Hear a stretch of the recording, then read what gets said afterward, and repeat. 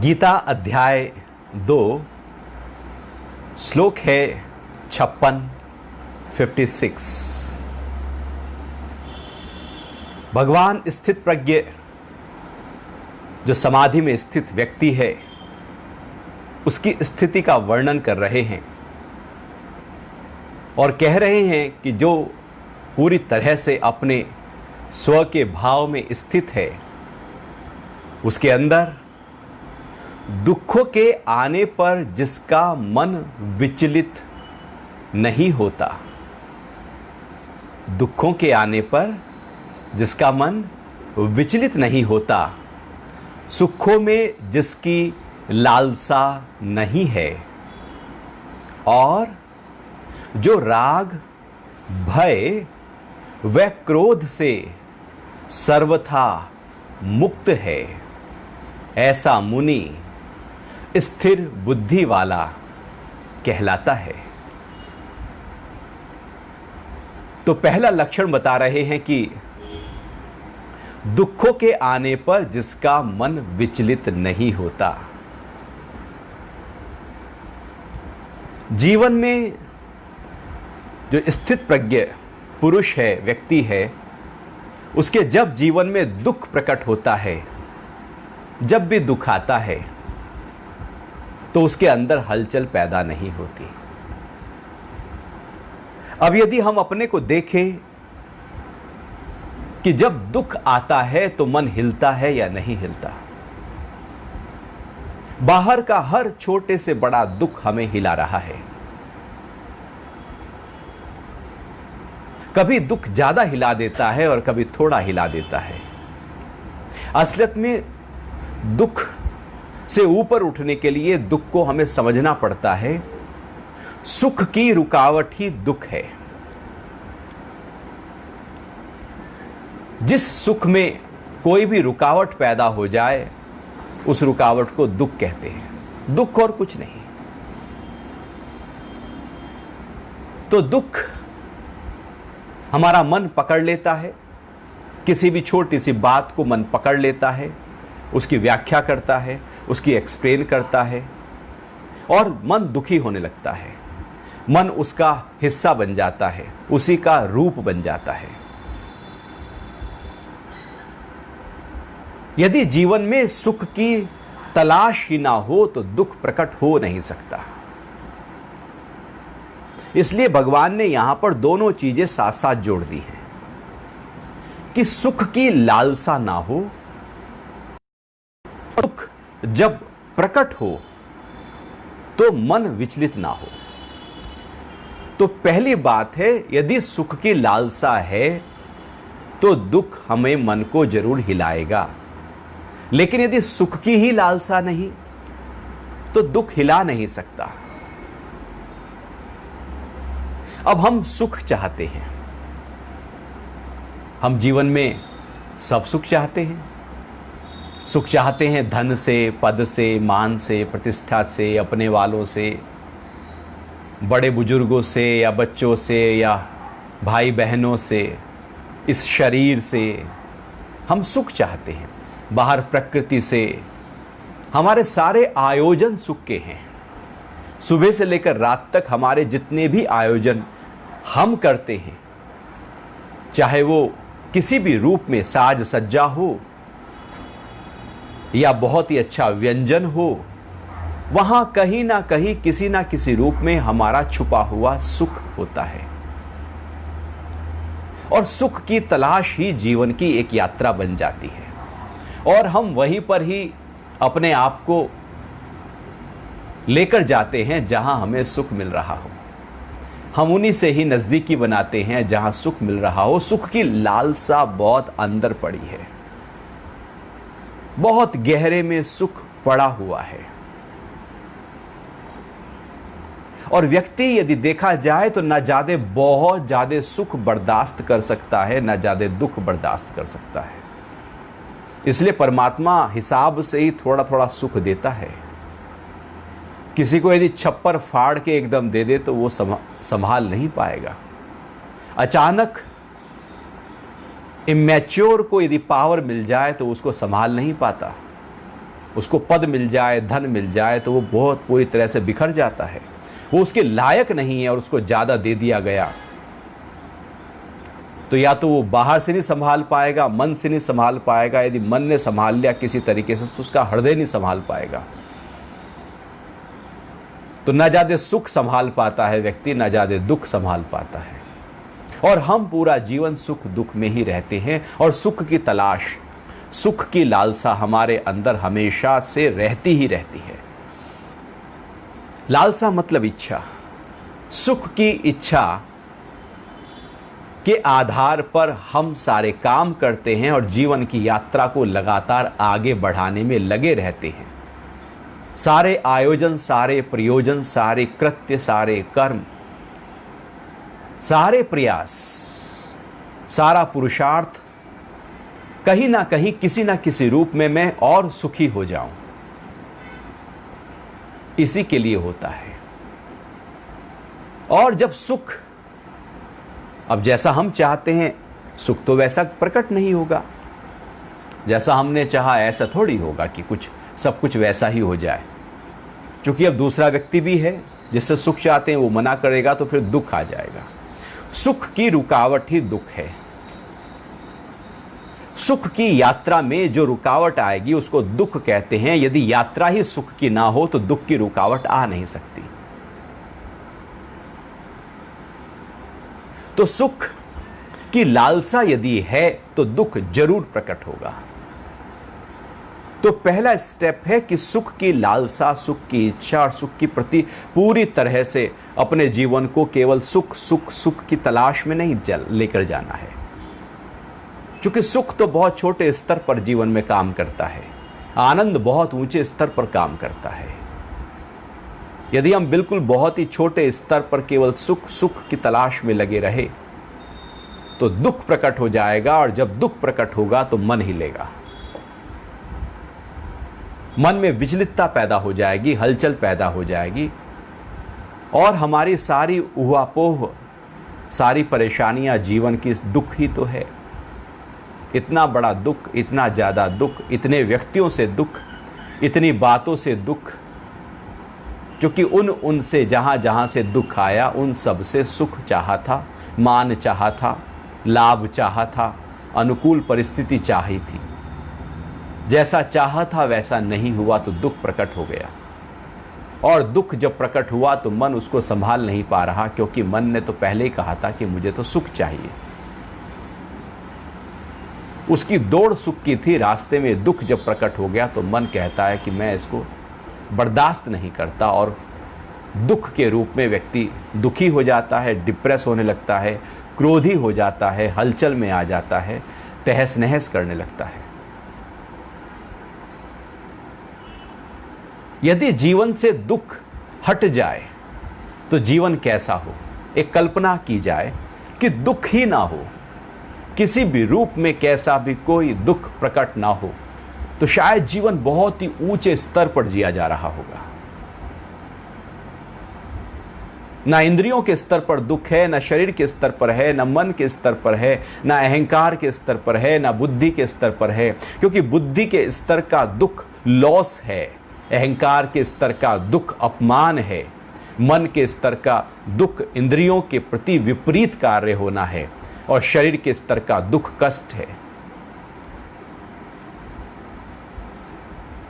यदि दुख ही किसी रूप में ना हो तो जीवन बहुत ही ऊंचे स्तर पर होगा। और यहां पर वो यही कह रहे हैं कि जीवन में कैसे दुख प्रकट ना हो। वो तब होगा जब उसका दूसरा पक्ष हमने ध्यान दिया होगा। हम केवल जीवन से दुख हटाने की कोशिश करते रहें और चाहें कि सारे सुख मैं भोग लूं और दुख मुझे हिलाए ना। मैं कुछ ऐसी तैयारी कर लूं जीवन की, अध्यात्म से, गीता से, ध्यान से, कि सुख सुख तो मेरे हिस्से में आ जाए और दुख दुख कहीं दूर हो जाए। ऐसे ही कि जैसे सब्जी खरीद के लाते हैं तो उसकी डंठल पत्तल को किनारा करके अलग कर देते हैं, दाल में से कंकर को अलग कर देते हैं कि कंकर तो अलग हो जाए और दाल दाल मैं खा लूं। दुख दुख कोई और भोग ले, सुख मैं भोग लूं। एक हिस्सा मेरे पास आ जाए, दूसरा हिस्सा कोई और ले ले। दूध मैं पी जाऊं, गोबर कोई और साफ कर दे। गाय की बदबू नहीं चाहिए, मुझे केवल दूध चाहिए। जब दूध है तो गोबर भी है। अब दूध की ही इच्छा ना हो तो आप गोबर से भी बच गए। अब दूध की इच्छा है, फिर तो गाय की सब कुछ आपके ऊपर है, उसकी संभाल आपके ऊपर है, सारी उसकी विपदाएं आपके ऊपर आएंगी। बदबू भी आएगी तो मक्खी मच्छर भी आएगा, तो गोमूत्र भी आएगा, तो गोबर भी आएगा। हम चाहें कि हम दूध पी लें, हम सुख अपने जीवन में भोग लें, लेकिन दुख ना आए, ऐसा ही हम प्रयास करते रहते हैं, लेकिन ऐसा कभी नहीं होता। यदि ऐसा होता तो ये इस श्लोक में केवल दुख की बात कर दी जाती कि दुख के उत्पन्न होने पर मन विचलित ना हो, सुख की बात ना जोड़ी जाती। क्योंकि भगवान को पता है कि दुख और कुछ नहीं, सुख का दूसरा पहलू दुख है, दुख का दूसरा पहलू सुख है, आपस में जुड़े पड़े हैं। दोनों के प्रति अपने आप को दूरी करनी है, तो वो एक एक को खोल खोल के कह रहे हैं। क्योंकि दुख से मन विचलित होता है और सुख के प्रति लालसा होती है। सुख से मन विचलित नहीं होता और दुख की लालसा नहीं होती। हम दुख को थोड़ी चाहते हैं कि दुख आए, हम सुख से विचलित थोड़ी होते हैं कि सुख आ गया, अरे मैं अब सुखी कैसे हूं। हम दुख से विचलित होते हैं और सुख की लालसा होती है। तो दुख से विचलित होना हमारा थम जाए और सुख के प्रति हमारी लालसा थम जाए। दोनों चीजें, जब एक चीज लालसा यदि हट जाए तो दुख की विचलितता अपने आप हट जाएगी। तो दुख सबसे ज्यादा मन को विचलित करता है। जीवन में सब कुछ होते हुए भी केवल दुख एक ऐसा चीज है, दुख और कुछ नहीं, मन द्वारा की गई व्याख्या किसी कष्ट की, किसी विपरीत परिस्थिति की, किसी सिचुएशन की, किसी अपमान की, किसी लाभ हानि की, जब मन परिभाषा गढ़ता है उसकी, तो उसको दुख कहते हैं। सिचुएशन बाहर थी, मन ने कुछ उसकी अब बातें करना शुरू किया। कष्ट शरीर में आया था, चोट कहीं घुटने में लगी थी, अब मन ने उसको पकड़ लिया, उस कष्ट को। अब वो कष्ट दुख में बदल गया। जब मन के स्तर पर कष्ट आ जाए जो तन के स्तर पर था, तो उसको दुख कहते हैं। किसी ने कुछ अपमान किया, अब मेरे मन ने उस अपमान को पकड़ लिया। बाहर कहीं कंपनी में, कहीं बाहर कहीं लॉस हुआ, मेरे मन ने उस लॉस को पकड़ लिया। बाहर का लॉस दुख नहीं, मेरा मन जो उसको परिभाषित कर रहा है, डिफाइन कर रहा है और उसके बारे में सोच रहा है, वो दुख है। तो दुख कहीं बाहर नहीं, मेरा मन उसको दुख के रूप में देखना शुरू कर देता है, क्योंकि वो सुख के विपरीत घट गया। जो सुख के विपरीत घट गया, मन उसको दुख कहता है। तो यदि सुख की ही लालसा नहीं है, तो दुख मन हिला नहीं सकता। लेकिन यदि सुख की लालसा है, तो दुख से मन हिलेगा ही हिलेगा। हो ही नहीं सकता, कोई भी उपाय कर लिया जाए, लेकिन वो दुख कहीं ना कहीं होगा ही होगा, किसी ना किसी रूप में होगा ही होगा। भले हम उसको दबाकर बैठ जाएं, ऊपर ऊपर से कहें नहीं मुझे तो कोई फर्क नहीं पड़ता, लेकिन गहराई में कहीं दुख है, क्योंकि गहराई में कहीं सुख है। सुख की जितनी गहराइयां हैं, दुख भी उतने ही गहरे स्तर से आता है। और सुख की लालसा क्षणिक होती है, दुख बहुत लंबा होता है। सुख आके निकल जाता है। आप कभी देखना, कभी कहीं से कोई प्रॉफिट हो जाए तो कुछ समय के लिए आप एक बार पार्टी करके और रिलैक्स हो जाओगे, उसको भुला दोगे। लेकिन यदि लॉस हो जाए तो फिर आप रोज ही, सुख की पार्टी तो एक दिन की थी हमने, अब दुख मन की जो नेगेटिव पार्टी है वो रोज करेगा, वो रोज उसके बारे में परेशान होता रहेगा, रोज मन के स्तर पर वो दुखी होता रहेगा, उसी लॉस के बारे में उसको खींचता रहेगा, खींचता रहेगा, खींचता रहेगा। तो मन, इसलिए पहले कहा कि दुख विचलित करता है, क्योंकि दुख लंबे समय तक रहता है, सुख की लालसा छोटे समय के लिए होती है। आपको कुछ चाहिए जो हमारे सुख को और पक्का करे और वो हो जाए कार्य, तो बस थोड़ी देर में बात आई गई हो गई। लेकिन जो चाहिए था वो ना हो और उसके विपरीत कोई खड़ा हो जाए, देखो वो सुख जो थोड़ी देर में जो मिलना था वो थोड़ी देर में आया गया होने वाला था, अब दुख जो है वो थोड़ी देर में आया गया होने वाला नहीं है। सुख, वही सुख थोड़ी देर में चला जाता और उसके दुख के जो रुकावट, जो दीवार बनकर कोई खड़ा हुआ है, वो दुख एक लंबे समय तक रहने वाला है। मन इतना विचलित हो जाता है हमारा दुख से कि बाकी सब कुछ, सारे सुख हैं, सो सुख हैं, दो दुख है, मन दो दुख को पकड़ लेगा, सो सुखों को भुला देगा। तो दुख आया है, यदि हमने उसकी परिभाषा गढ़ दी, उसको अंदर रख लिया, तो वो बड़ा होने वाला है। बाहर जो सिचुएशन आई वो कष्ट है, वो सबके साथ आएगी। कोई उसको बहुत ज्यादा दुखी हो जाएगा उस बात को लेकर, कोई नहीं होगा। शायद यदि कोई लॉस हुआ तो हस्बैंड को ज्यादा दुख लगेगा, वाइफ को शायद उतना ज्यादा दुख नहीं लगेगा, क्योंकि जिसके सुख की चाह जिसकी जितनी ज्यादा है, दुख उसको उतना ही ज्यादा हिलाता है। यदि वाइफ को सुख की चाह ज्यादा है तो उनको दुख लगेगा, हस्बैंड को नहीं लगेगा। ऐसा नहीं कि एक जैसा बाहर कुछ घटे तो सबको एक जैसा ही दुख आए। तो सुख की लालसा के ऊपर निर्भर करता है दुख से मन का हलचल का होना। तो हमारा जो स्थित प्रज्ञ है, जो समाधि में स्थित है, जब उसके सामने कोई दुख प्रकट होता है तो उसका मन हिलता नहीं। मान लो हम समाधि की अवस्था में हैं और कोई किसी ने अपमान किया, तो बाहर किसी ने अपमान किया, लेकिन मन ने उस अपमान की व्याख्या नहीं की, उस अपमान को अपने से लगाया नहीं। वो शब्द थे, आए और चले गए। बुद्ध के साथ न जाने कितने वाक्य आते हैं, किसी ने अपमान किया, आई, बात चली गई। शरीर में कोई कष्ट हुआ, पीड़ा हुई, दुख हुआ, आई, बात चली गई। एक है कि शरीर में कुछ पीड़ा हुई और मन उसको बैठ गया सोचते हुए, हाय ये कैसे हो गया, ये क्यों हो गया, ऐसा नहीं होना चाहिए था, मेरे साथ क्यों हुआ, बाकी लोग तो मज़ा कर रहे हैं, मैं ही परेशान हो रहा हूँ, मैं तो भगवान का इतना नाम लेता हूँ, और पता नहीं क्या क्या क्या क्या बोलना शुरू कर देगा मन।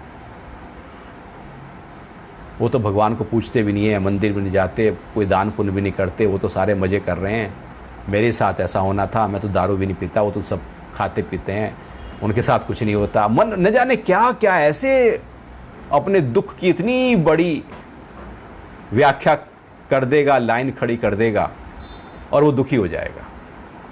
तो बाहर कुछ हिले और मैं उससे अटैच ना हूं, वो हिलेगा। वो एक योगी के साथ भी सिचुएशन आएगी और एक व्यक्ति के साथ भी आएगी, सामान्य व्यक्ति के साथ भी आएगी। लेकिन योगी के सामने जो स्थित प्रज्ञ है, उसके सामने जब वो सिचुएशन आ रही है तो वो बाहर की सिचुएशन को केवल देख रहा है। वो देख रहा है कि शरीर में एक कष्ट है, वो देख रहा है कि शरीर में कोई बीमारी आई है, वो देख रहा है बाहर का कोई व्यक्ति अपशब्द कह रहा है, वो देख रहा है कि लॉस हुआ है, वो देख रहा है कि बाहर सब कुछ विपरीत है, लेकिन उसको अपने मन के साथ नहीं जोड़ रहा। यदि हम उसको अपने मन के साथ ना जोड़ें तो उस बाहर की सिचुएशन को संभालने के लिए हम ज्यादा तत्पर हो सकते हैं। जब शरीर में कोई कष्ट है और उस कष्ट के साथ हम भी दुखी हो गए तो वो कष्ट अब साइकोसोमैटिक भी हो गया, अब वो बीमारी और बढ़ गई। दुख में दुख का चिंतन, रोग का चिंतन रोग को और बढ़ाता है।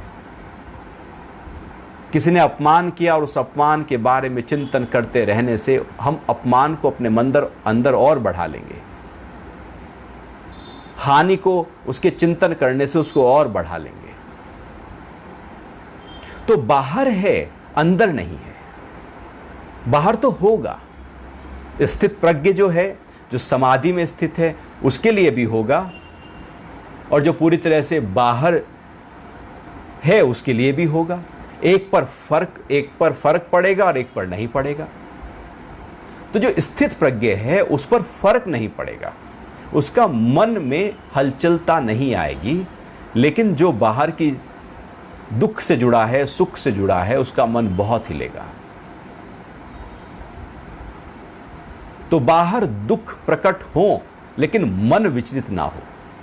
भगवान ने ऐसा नहीं बोला कि स्थित प्रज्ञ जो व्यक्ति होता है उसको दुख ही नहीं आता।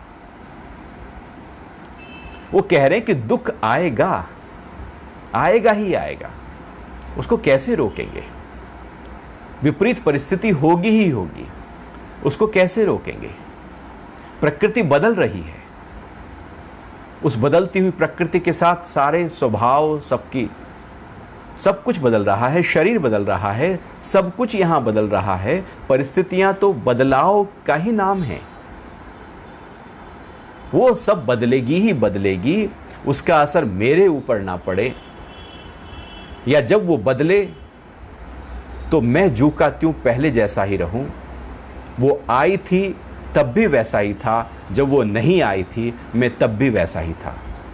जब दोनों स्थितियों में मैं वैसा ही रहूं तो समझो कि स्थित प्रज्ञ के लक्षण अंदर प्रकट हो रहे हैं। तो समाधिस्थ व्यक्ति के अंदर दुख प्रकट, बाहर प्रकट होगा, लेकिन उसका मन नहीं हिलेगा, क्योंकि उसके अंदर सुख को पाने की लालसा भी नहीं है। और यदि हम देखें तो हमारा जीवन में सुख और दुख एक बहुत बड़ा हिस्सा है। जीवन का एक बहुत बड़ा हिस्सा सुख और दुख में बिताया जाता है। सुख के पीछे दौड़ते हैं और दुख प्रकट होता है तो उसको हम मेंटेन करने लगते हैं, ठीक ठाक करने लगते हैं, उसको हटाने लगते हैं। उसी दुख के लिए फिर कंसल्टेंट हायर करते हैं, डॉक्टर हायर करते हैं, वकील हायर करते हैं। इससे बात करेंगे कि दुख मेरा मिट जाए। मिट जाएगा, वो फिर आ जाएगा, वो मिटता रहेगा, आता रहेगा, मिटता रहेगा, आता रहेगा। चूंकि सुख जो मूल कारण था वो तो झुका त्यों खड़ा है। तो जब कारण ही खड़ा है, आग ही लगी पड़ी है, तो धुआं उड़ेगा। हम धुएं पर राख डाल दें, आग पर राख डाल दें, शायद धुआं ना उड़े, इसका मतलब ये नहीं कि आग नहीं लगी हुई। जैसे ही मौका मिलेगा फिर धुआं उड़ जाएगा। आग सुख की लालसा है, धुआं दुख है। आग है तो धुआं है। ऐसी कोई आग नहीं जिस पे धुआं ना हो, ऐसा कोई धुआं नहीं जिसके नीचे आग ना हो। हर धुआं, कहीं भी दूर दूर भी धुआं उड़ रहा हो तो हम अनुमान लगा लेते हैं कि कहीं आग लगी पड़ी है। तो यदि कहीं दुख है तो अनुमान लगा लेना चाहिए कि कहीं सुख की लालसा पड़ी थी। किसी को दुख है तो समझो जिससे दुख है उससे सुख चाहता था, पलट गई बाजी। जैसा चाह रहा था वैसा नहीं हुआ तो दुख आ गया। तो जो दुखी है, यदि ज्यादा दुखी है तो समझो कि वो ज्यादा सुख होना चाहता था, सुखी होना चाहता था। और जो दुखी नहीं है, समझो कि उसके जीवन में ज्यादा सुख की लालसा भी नहीं है। तो सुख और दुख जुड़े पड़े हैं और जीवन का एक बहुत बड़ा हिस्सा हम सुख और दुख में बिता देते हैं। और इसलिए मन हिलता है और सुखों की लालसा होती है। जब मन हिलने लगता है तो एक नया सुख पाने के लिए हम दौड़ने लगते हैं। चलो इससे सुख नहीं, ए से सुख नहीं मिला तो बी से सुख मिलेगा। अब हमारा जो सुख की लालसा है वो बी पे चली गई। अब बी ने भी फटकार दिया, अब जो सुख की लालसा है वो सी पे चली गई। अब सी ने लात मार दी, अब जो सुख की लालसा है वो डी पे चली गई। हमारे दुख प्रकट होते जाते हैं और सुख भी एकदम बदलता रहता है। अब दूसरे दूसरे वस्तु, दूसरे व्यक्ति, दूसरी जगह से सुख की तलाश शुरू हो जाती है। मन इतना होशियार है, एक जगह से मना होते ही दूसरी जगह पहले से तैयारी शुरू कर चुका होता है।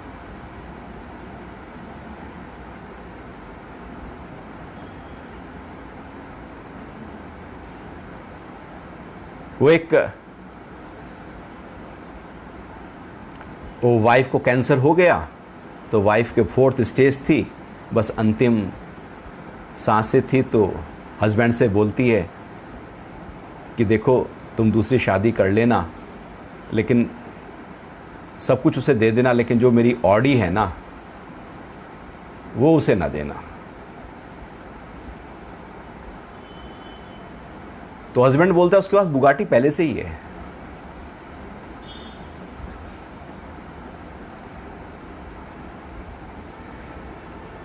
वो एक जगह खूंटी जब उखड़ रही थी तो दूसरी जगह पहले ही गाड़ चुका है।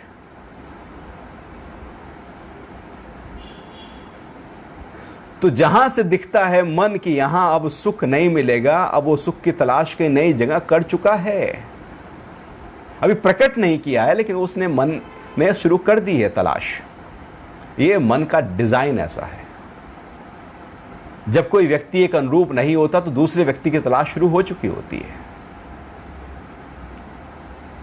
कहीं एक व्यापार में प्रॉफिट नहीं आता, दूसरे व्यापार की तलाश शुरू हो चुकी होती है। वो मन ऐसे ही है, वो दूसरी तलाश में लगा पड़ा है। वो सुख की लालसा लगातार उसके अंदर जगी पड़ी है, इसलिए दुख से उसका मन बहुत हलचल में रहता है।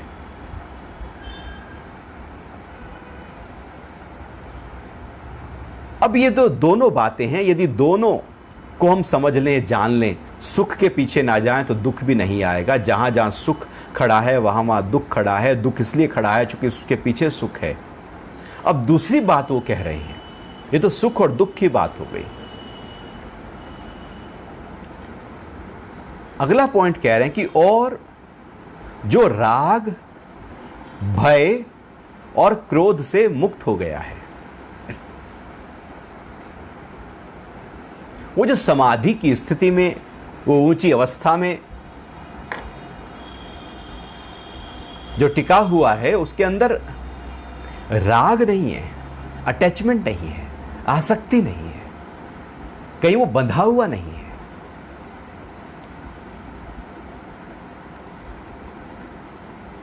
राग से सर्वथा मुक्त है, भय से सर्वथा मुक्त है, क्रोध से सर्वथा मुक्त है। ऐसा नहीं कह रहे हैं कि उसे राग छोड़ना पड़ेगा तो समाधि की अवस्था मिलेगी। वो कह रहे हैं कि समाधि की अवस्था में यदि है तो राग छुटा ही पड़ा है। राग को हम छोड़ नहीं सकते, चाह कर भी, लगातार प्रयास करने के बावजूद भी हम आसक्ति को पूरी तरह से हटा नहीं सकते। आप प्रयास करके देख लें, आसक्ति को हटाने का सारा प्रयास आसक्ति को केवल दबाने का हो सकता है, हटाने का नहीं। वो आसक्ति कहीं और गहरे स्तर पर दब जाएगी, उभर कर नहीं आएगी, और उभर कर हम कहेंगे मुझे कोई फर्क नहीं है, मुझे किससे लगाव नहीं है, मैं तो अनासक्त हूं। लेकिन अंदर गहरे में आसक्ति है। क्योंकि आसक्ति को जब हटाया जाता है तो आसक्त होकर ही आसक्ति को हटाया जाता है, तो आसक्ति कैसे हटेगी? वो तो गहरे में दब गई है। तो आसक्ति को नहीं हटाया जा सकता, बल्कि अपनी ऊंची स्थिति में टिककर आसक्ति अपने आप हट जाती है। जब वो समाधिस्थ होता है साधक, तो आसक्ति नहीं होती कहीं बाहर के पदार्थ में, व्यक्ति में, बाहर की वस्तु में, बाहर के पद में, प्रतिष्ठा में, नाम में, बाहर की शोहरत में, बाहर के मान में, बाहर के सुखों में आसक्ति नहीं है। पकड़ने, आसक्ति का मतलब कहीं पकड़ने की प्रक्रिया, कि जो और कहां पकड़ते हैं हम? जो सुख देता है उसको पकड़ लेते हैं, और जो बार बार सुख देता रहता है उसी को पकड़ते हैं। कोई अपने वाला बार बार दुख ही देना शुरू कर दे, वो ठान ले सुबह से रात तक दुख ही देना है इसको, धीरे धीरे धीरे धीरे आप उससे दूर जाना शुरू कर देंगे। अब इसका मतलब ये नहीं हुआ कि उससे हमारा आसक्ति खत्म हो गई, राग खत्म हो गया, नहीं, उससे अब राग तो जू का त्यों गहरे में दब गया, ऊपर से द्वेष आ गया। राग नहीं जाता बल्कि द्वेष ऊपर से एक और आवरण ओढ़ लेता है। तो राग जब हलचल में आए तो द्वेष पैदा होता है, और जब बहुत द्वेष होने लगे तो राग हो जाता है। ऐसे ही राग और द्वेष लगातार चलता रहता है। इस राग और द्वेष को मिटाना बड़ा मुश्किल है, ये मिटता ही नहीं है। इसको मिटाने के लिए, इस राग और द्वेष को मिटाने के लिए हमें केवल अपनी ऊंची अवस्था में आना होगा, उस हायर स्टेट को अनुभव करना होगा, राग अपने आप छूट जाएगा।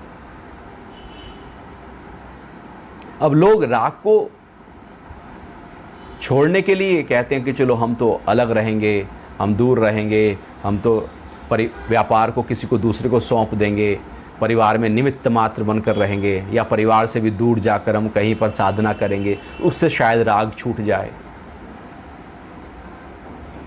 राग कोई बाहर की चीज थोड़ी है, वस्तु राग थोड़ी है, व्यापार राग थोड़ी है, परिवार राग थोड़ी है। राग तो मेरे अंदर की चीज है। फिर हम जहां जाएंगे वहां राग कर लेंगे। जो अपने बच्चों को छोड़कर संन्यास लेते हैं, फिर वहां शिष्यों के साथ राग करने लगते हैं।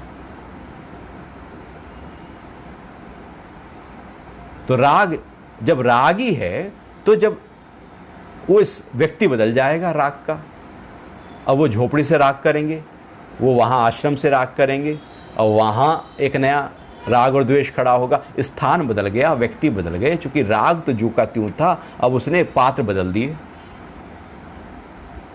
यदि राग ही अंदर से हट गया तो बाहर जहाँ हो व्यापार परिवार जू का त्यों वैसा का वैसा ही है, अंदर से राग ही नहीं है, पकड़ ही नहीं है। और जब पकड़ नहीं है तो द्वेष कैसा? राग से ही तो द्वेष पैदा होता है। जिससे राग होता है उन्हीं से द्वेष होता है। आप कभी भी देखना कि हम द्वेष केवल उससे करते हैं जहां कहीं ना कहीं किसी ना किसी रूप में छुपा हुआ राग होता है। फिर कोई व्यक्ति कहे नहीं जी मैं तो अपनी गाड़ी से जा रहा था और कोई दूसरा व्यक्ति ने मेरी गाड़ी में थोड़ा स्क्रैच मार दिया, तो हम उससे लड़ने लगते हैं। उससे द्वेष क्यों करते हैं? उससे कोई उससे राग थोड़ी है। राग अपनी गाड़ी से है। गाड़ी में स्क्रैच आया तो स्क्रैच करने वाले से द्वेष हो गया। और अपनी कार से राग ना हो, आप टैक्सी में जा रहे हो, कोई स्क्रैच मार्क निकल जाए तो आप लड़ोगे क्या जो मार्क निकला है? आप तो टैक्सी में हो, उस टैक्सी से आपका द्वेष ही नहीं है, राग ही नहीं है। तो जिसने उस पर स्क्रैच डाला उससे द्वेष नहीं होगा। तो जिससे भी जहां जहां द्वेष है, कहीं ना कहीं छुपा हुआ किसी ना किसी रूप में कनेक्टेड राग जरूर होता है।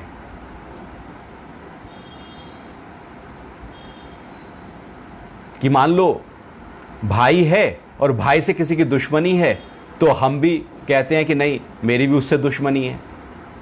अब मेरी सीधी द्वेष उससे नहीं है, लेकिन मेरा सीधा राग भाई से है। तो जहां राग है उसी कारण से कहीं ना कहीं कनेक्टेड द्वेष खड़ा हो जाएगा। डायरेक्ट राग जरूरी नहीं कि हो, इनडायरेक्ट राग भी हो तो द्वेष खड़ा हो सकता है। तो जो राग से ही ऊपर उठ गया है, और यह स्थित प्रज्ञ पुरुष जो है उसमें राग होता ही नहीं है, वो राग मुक्त होता है। ऐसी भय जो दूसरी बात कह रहे हैं, भय से भी मुक्त है। अब हम कहें कि नहीं हम कुछ प्रयास करके अपने भय को दूर करते हैं तो भय से मुक्त हो जाएंगे। तो प्रयास करके हम जब भय से मुक्त होना चाहते हैं तो क्या भय से मुक्त हो सकते हैं?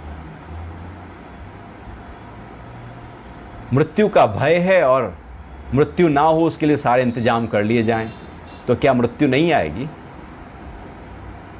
हानि का डर है, व्यापार में भय है, तो क्या हानि नहीं होगी?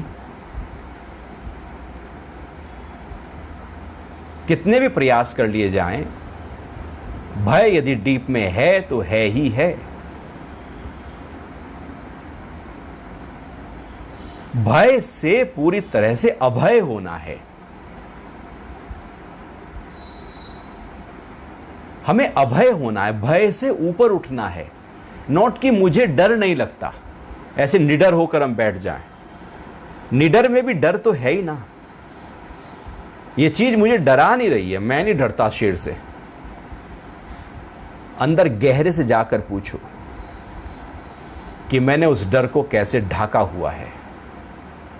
गहरे में डर है, वो और गहरे में चला गया, वो और ज्यादा खतरनाक हो जाता है।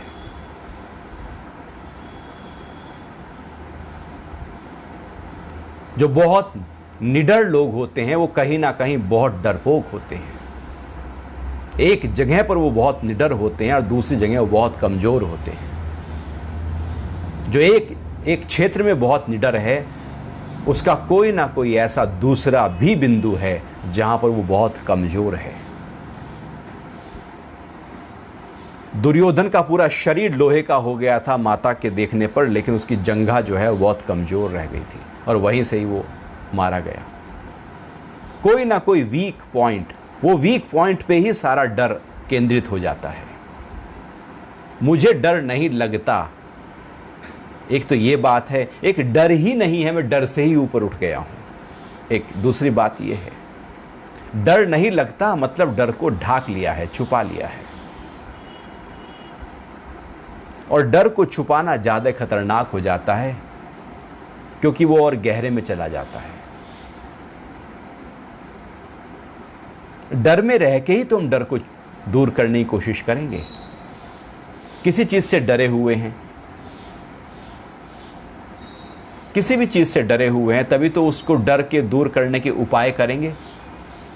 तो जिन उपाय हमने किए हैं डर को दूर करने के, क्या वो उपाय होने पर डर खत्म हो गया? घर में आग लग सकती है और उस आग को बुझाने के सारे इंतजामात हमने किए हुए हैं, तो क्या आग लगने का डर खत्म हो गया? डर जू का त्यों गहरे में चला गया, अब ऊपर के स्तर पर नहीं रहा, क्योंकि ऊपर के स्तर पर इंतजाम दिखते हैं और गहरे स्तर पर वो डर गहराई में कहीं पड़ा है। तो मौत का डर सबसे बड़ा डर होता है। यदि मौत का डर ही ना हो तो कोई भी डर जीवन में ना हो। तो हमारे सारे डर जो है उसके जाने के होते हैं, जो पाया है उसके जाने के होते हैं। अर्थात सुख की जो लालसा की थी, उससे जो इकट्ठा किया था, उससे राग हुआ, अटैचमेंट हुआ, और उसके जाने का डर अब लगा हुआ है। तो पहले तो इकट्ठा करने में पूरा इंतजामात हमने किए थे कि धन आ जाए, स्वास्थ्य आ जाए, परिवार आ जाए, पद आ जाए, कीर्ति हो जाए। अब जब वो हो गया तो एक डर सताने लगा कि अब चला ना जाए। इसलिए आप देखना, जब 5वां साल होता है तो एमपी एमएलए बहुत डरे हुए होते हैं कि पता नहीं दोबारा बनेंगे या नहीं बनेंगे।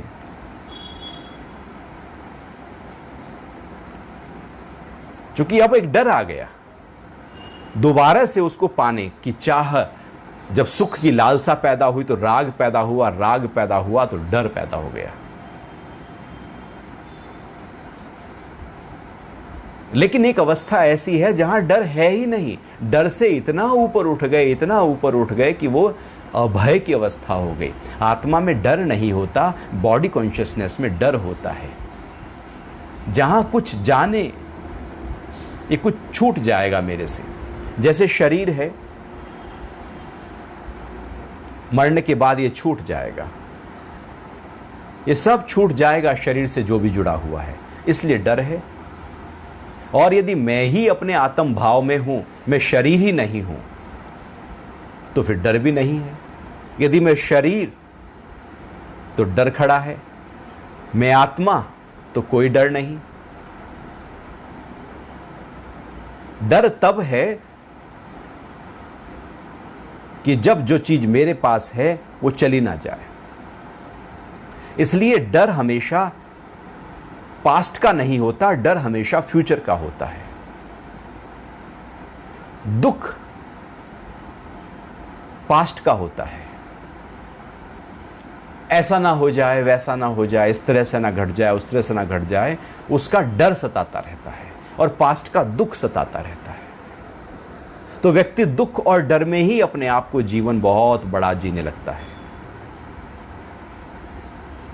नहीं, इस साल तो प्रॉफिट हो गया, अब एक डर आ गया शायद अगले साल हो या ना हो। अभी तो स्वास्थ्य बहुत अच्छा है, एक डर भी अंदर चल रहा है, अरे चारों तरफ बीमारियां, कहीं मुझे बीमारी ना हो जाए, डर भी साथ साथ चल रहा है। तो डर जब साथ साथ चल रहा है तो वो समाधि की अवस्था वाला व्यक्ति नहीं है, वो तो हिल रहा है। जहां डर ही नहीं है,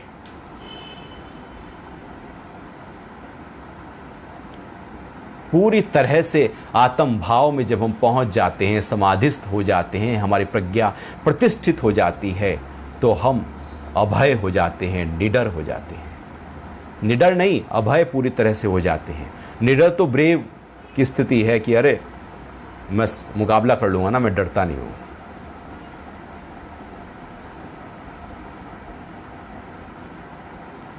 बहुत पहलवान जो बाहर कहते हैं कि मैं डरता नहीं हूं, वो अक्सर कॉकरोच से भागते रहते हैं। वो कहीं शायद चूहे से डर रहे हैं, वो बड़ी चीज से नहीं डर रहे तो छोटी चीज से डर रहे हैं। वो कहीं ना कहीं डर किसी और रूप में खड़ा है। डर तो है, उसकी दिशा बदल गई। धुआं तो है, हमने एक खिड़की बंद की, अब धुआं दूसरी खिड़की से निकलना शुरू हो जाएगा, क्योंकि आग लगी पड़ी है। तो केवल रास्ता बदला है, डर किसी और रूप में प्रकट हो रहा है। डर है, तो कह रहे हैं कि डर से पूरी तरह से मुक्त अवस्था। और पांचवी बात कह रहे हैं, क्रोध से पूरी तरह से मुक्त अवस्था।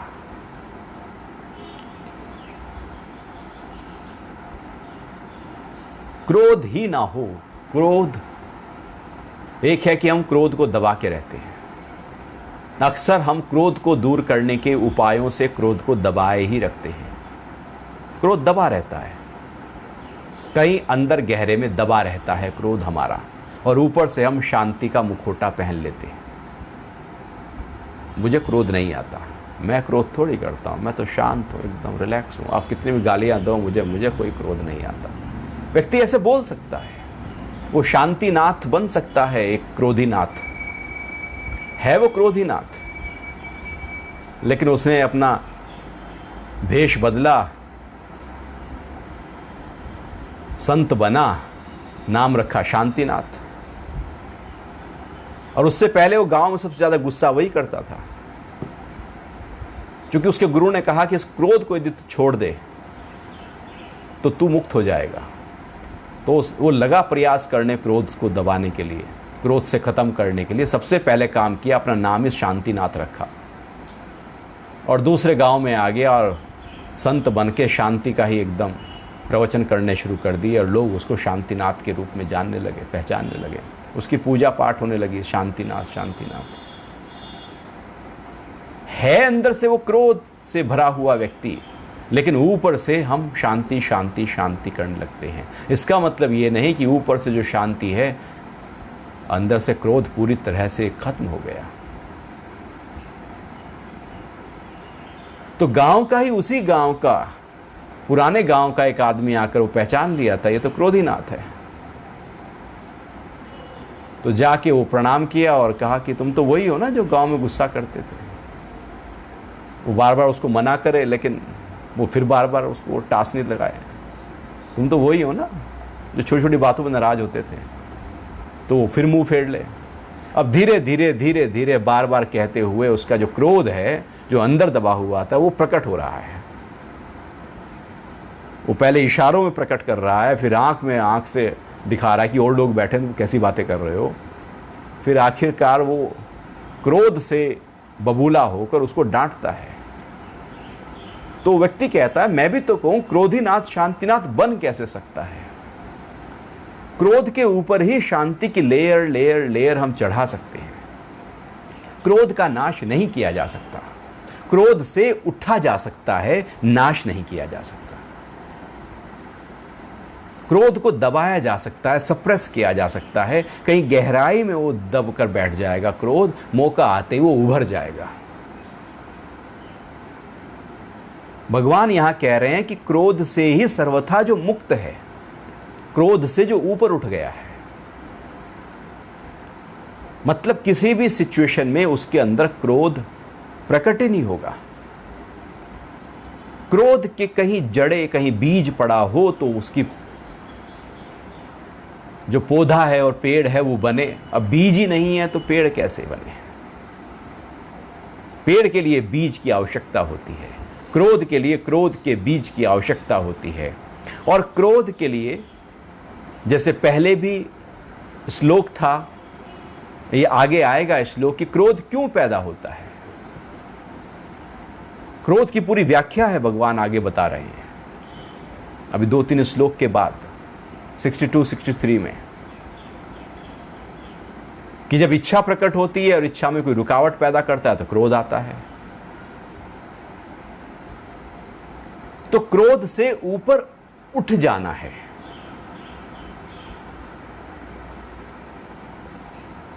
राग से पूरी तरह से मुक्त, भय से पूरी तरह से मुक्त और क्रोध से पूरी तरह से मुक्त।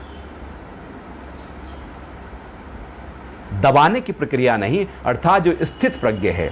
ऐसा नहीं बात है कि आप क्रोध को पूरी तरह से त्याग देंगे तो स्थित प्रज्ञ हो जाएंगे। क्रोध को त्यागा ही नहीं जा सकता, क्रोध में खड़े होकर क्रोध को नहीं त्यागा जा सकता। ये तो ऐसे ही बात हुई कि हम बेड के ऊपर बैठे हैं और चद्दरों की सलवटों को ठीक कर रहे हैं।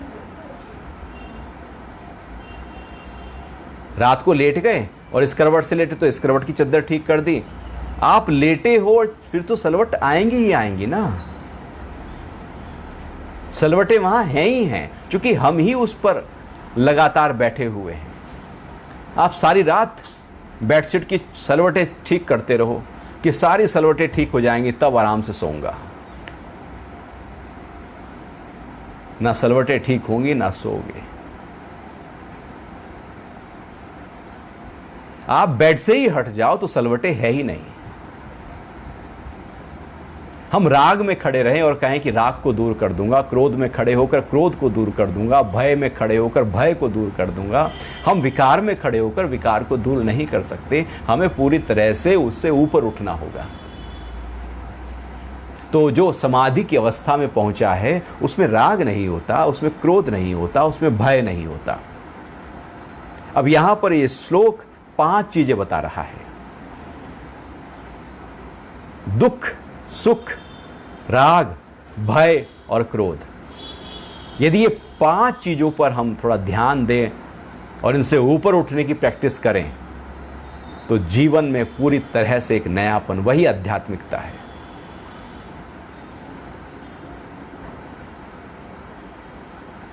और हमारा यदि जीवन देखा जाए तो इन्हीं 5 में उलझा हुआ है। कभी सुख होगा, कभी दुख होगा, कभी राग होगा, कभी भय होगा और कभी क्रोध होगा। 5 में उलझे हुए हैं हम। और जो समाधि की अवस्था में पहुंचा हुआ व्यक्ति है उनके अंदर ये 5 ही नहीं है, 5 है ही नहीं। नॉट कि वो 5 से उनको प्रैक्टिस करके ऊपर उठा है, बल्कि वो अचानक अपने आप को ऐसी स्थिति में ले गया है जहां पर ये 5 रहे ही नहीं।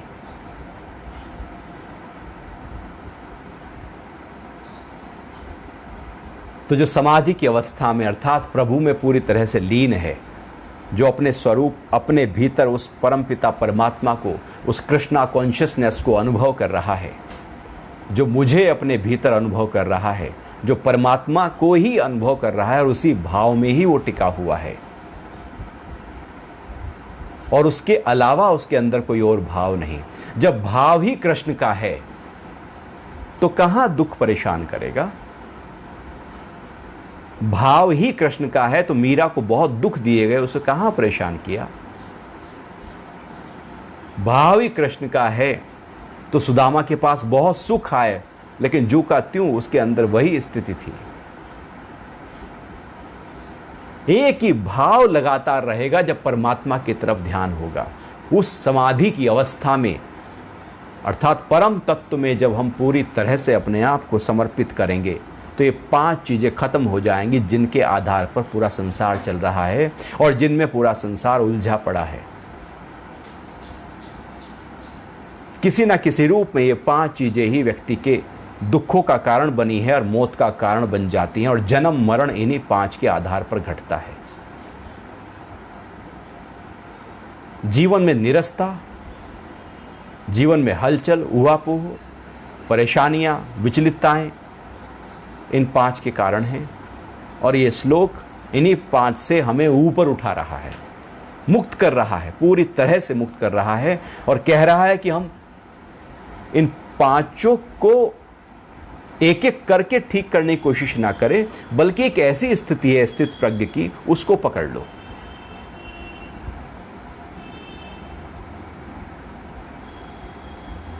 जैसे कि वो एक लड़की है ना, कि वो या तो वो बहुत छोटे स्तर पर जॉब करके थोड़े थोड़े पैसे कमाए, या बिलियनर से शादी करके एकदम वो रानी बन जाए। तो वो 10-10 हज़ार करके कभी बिलियन नहीं कमा पाएगी, लेकिन राजा से शादी करके वो एकदम रानी बन जाएगी। तो 10-10 हज़ार करके तो न जाने कितने जन्म बीत जाएंगे उसके। लेकिन कुछ एक ऐसा उपाय है, यहां भगवान कह रहे हैं स्थित प्रज्ञ का, कि वहां पहुंचकर ये सब नीचे के जो झंझटें हैं वो सब खत्म है, मुक्त हो गए हैं उनसे हम। तो श्लोक पढ़ते हैं एक बार फिर से, कि दुखों के आने पर जिसका मन विचलित नहीं होता, सुखों में जिसकी लालसा नहीं है, और जो राग, भय व क्रोध से सर्वथा मुक्त हो गया है, ऐसा मुनि स्थिर बुद्धि कहलाता है। ऐसा मुनि पूरी तरह से समाधिस्थ कहलाता है, एक ऊंची अवस्था में वो होता है। और ये पूरे अध्यात्म, पूरी गीता जिस तरफ व्यक्ति को लेकर जा रही है, जहां वो पहुंचाना चाहती है, इस ज्ञान से जहां पर वो मानव को महामानव बनाना चाहती है, जिस ऊंची स्थिति में वो टिका देना चाहती है, वो स्थिति यही है कि जब वो वहां टिक जाएगा तो उसको सुख दुख, राग भय और क्रोध परेशान नहीं करेंगे, वो उनसे हमेशा के लिए मुक्त हो जाएंगे।